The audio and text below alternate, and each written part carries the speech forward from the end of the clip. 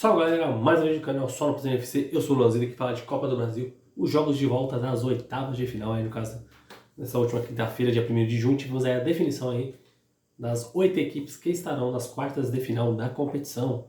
No caso aqui, falar dos jogos da quarta-feira, né? Nós tivemos muitas emoções, muitas decisões por pênaltis, né? Então vamos falar aqui brevemente sobre cada partida. No caso aqui na Arena Castelão, com o apoio maciço da sua torcida, né? O Fortaleza enfrentou o Palmeiras, né? No caso, o primeiro jogo o Palmeiras havia vencido por 3-0. O Fortaleza precisava fazer ali 3 gols de diferença para levar para as penalidades ou 4 gols para avançar. E no caso, o Fortaleza pressionou o jogo inteiro, né? A postura do Palmeiras foi bem retida ali, né? Praticamente para segurar a vantagem, né? Obviamente que já tinha obtido no primeiro jogo. Apesar com toda a pressão aí do Fortaleza, ainda conseguiu aí vencer por apenas 1-0 com o gol ali do Juan Martín Lucero na segunda etapa. E assim a equipe cearense deixando a competição e o Palmeiras avançando para as quartas de final. Outro confronto das oitavas também, no caso esse foi para as penalidades, foi o duelo entre Bahia e Santos na Arena Fonte Nova, né? No caso, o primeiro jogo foi 0-0 na Vila Belmiro e no jogo da volta terminou empatado em 1-1, no caso, o primeiro tempo foi um jogo morno aí, de poucas chances criadas ali, aí depois na segunda etapa o Bahia voltou melhor, no caso ali conseguiu abriu o placar com o Cauli aí por volta dos 27, 28, 29 minutos da segunda etapa. E nos acréscimos o Bruno Menzenga conseguiu empatar o jogo e assim levar a decisão para as penalidades. E nas penalidades ali o goleiro do Santos fez uma defesa, né, o João Paulo, e o goleiro do Bahia, o Marcos Felipe, aí teve a felicidade de fazer 2 defesas ali, terminando assim Bahia 4, Santos 3 e o Bahia avançando para as quartas de final da competição. No Mineirão tivemos o duelo entre Cruzeiro e Grêmio, o duelo entre os maiores vencedores da competição, né? No caso, o Cruzeiro tem 6 taças da competição e o Grêmio 5. O primeiro jogo foi 1-1 lá na Arena do Grêmio, né? Onde no jogo da ida o Cruzeiro teve as melhores chances, né? Saiu na frente lá e depois o Grêmio empatou ali num belo chute ali do Luis Soares. E no jogo contra a equipe do Cruzeiro, né? O Grêmio ficava bem postado ali, no caso saindo nos contra-ataques, também alguns momentos ele pressionando na saída de bola do Cruzeiro. Foi justamente assim, ali num erro na saída de bola do Cruzeiro, que o Luis Soares ali deu o passe para o Vila Sante fazer o gol do Grêmio na partida. Ainda o Cruzeiro teve algumas boas oportunidades ali, o goleiro Gabriel Grando do Grêmio fez grandes defesas e assim garantindo o resultado e a vitória e a classificação para as quartas de final. Nos demais duelos aí também tivemos muitas emoções, né? No caso, no duelo entre Internacional e América Mineiro no Beira-Rio, né? No caso, o primeiro jogo a equipe mineira venceu por 2-0, né? No caso, no jogo da ida. E nesse jogo da volta aí o Inter começou com tudo ali, foi para cima pressionando para poder reverter a vantagem, né? Conseguiu fazer ali, no primeiro tempo ali um 3-0, com gols ali do Nico Hernandes, depois aos 33 minutos com o Igor Gomes e o alemão ali de pênalti, vamos fazendo o terceiro gol.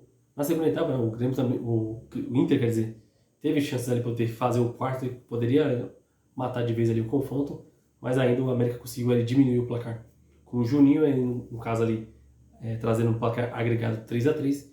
E nas penalidades,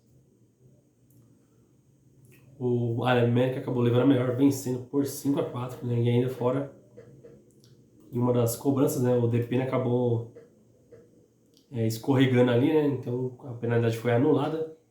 No caso aí, quem converteu ali a última cobrança foi o Iago Maidana pelo América Mineiro e assim decretando a classificação da equipe mineira, no caso, para as quartas de final.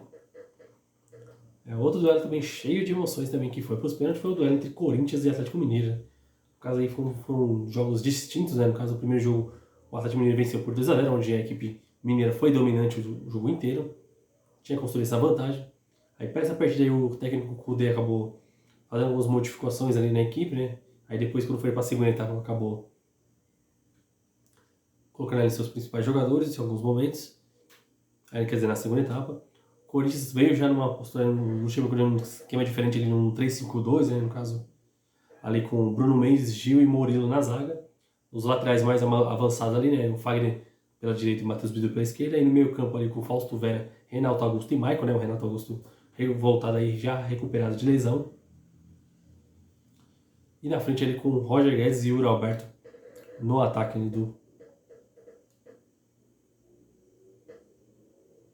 do Corinthians. Aí a equipe corintiana conseguiu abrir o placar ali aos 34 minutos com o Matheus Bidu, né? Aí depois na segunda etapa o Corinthians foi pra cima aí e conseguiu ali fazer o segundo gol ali com o Roger Guedes ali aos 20 minutos da segunda etapa aí, uma bela jogada assim, um belo gol do Roger Guedes ali. O lance foi revisado no VAR, né? Aí viram que a bola não saiu totalmente, então gol validado ali, 2-0 no jogo em questão, 2-2 na agregada. Aí fomos para as penalidades e mais uma vez, né, o Cássio se destacando nas penalidades, né, no caso pegou a primeira cobrança ali do Hulk, né, depois a outra o Edenilson isolou. Aí pelo lado do Corinthians ali, o único que errou a cobrança foi o Júlio Alberto. E pelo lado dos demais jogadores que converteram, né, no caso ali o Fábio Santos, Fausto Vera e o Michael, né, fazendo ali a última cobrança ali onde foi definida a classificação do Corinthians para as quartas de final da competição. Outro jogo também foi para os pênaltis, né, foi o duelo entre Botafogo e Atlético Paranaense, né, no primeiro jogo lá em Curitiba foi 3-2 para o Furacão. E no estádio Newton Santos ali, a torcida do Botafogo fez uma bela festa ali, tendo um bom público para prestigiar a equipe. O Botafogo teve uma boa atuação ali durante os 90 minutos, conseguiu ali, saiu na frente ali com o Tiquinho Soares aos 17 minutos, mas também teve uma perda importante ele saindo por lesão ali, o lateral esquerdo ali, Marçal, mas no modo geral conseguiu pressionar. E apesar do 1-0 foi para as penalidades, né? O agregado ficou em 3-3. E nas penalidades aí quem se destacou aí foi o goleiro do Furacão, Bento, fazendo 2 defesas e garantindo a equipe paranaense nas quartas de final.